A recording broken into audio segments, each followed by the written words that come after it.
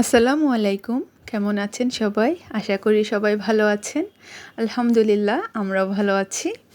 আচ্ছা, গেস করুন তো কী রান্নার প্রিপারেশন চলছে? এত কালারফুল ভেজিটেবল দেখতে কেমন লাগে? আমার তো খুবই ভালো লাগে। আজকে রান্না করছিলাম সবজি খিচুড়ি। এখানে পেঁয়াজ, আদা রসুনের পেস্ট, তারপরে সব ধরনের মশলা দিয়ে ভালোভাবে কষিয়ে নিলাম। এরপরে চাল আর মসুর ডাল অ্যাড করে দিয়েছি। আজকে মুগ ডালটা দেইনি, অনেক সময় মুগ ডালও অ্যাড করি। আর হচ্ছে এই যে সবজিগুলো কেটে রেখেছিলাম, ওগুলো ভালোভাবে ওয়াশ করে ওগুলাও অ্যাড করে দিলাম। এখন মশলার সাথে ভালোভাবে মিক্স করে খুব ভালোভাবে কষিয়ে নিব। বেশ কিছুক্ষণ সময় দিয়ে নাড়াচাড়া করব, এতে খিচুড়িটা একটু ঝরঝরে হবে। এরপরে গরম পানি অ্যাড করে দিয়েছি, যা চাল ডাল ছিল তার ডাবল। আর সবজি যেহেতু ছিল, পানি আরেকটু বাড়িয়ে দিয়েছি।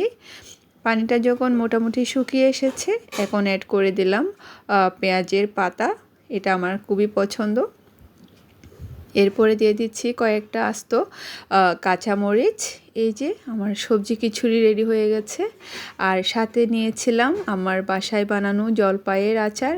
এইটার রেসিপিও আপনাদের সাথে শেয়ার করব ইনশাল্লাহ।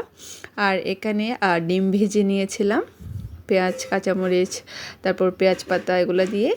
এই যে খিচুড়ি সার্ভ করে নিলাম ডিম ভাজি আর জলপাই আচারের সাথে। সবাই ভালো থাকবেন।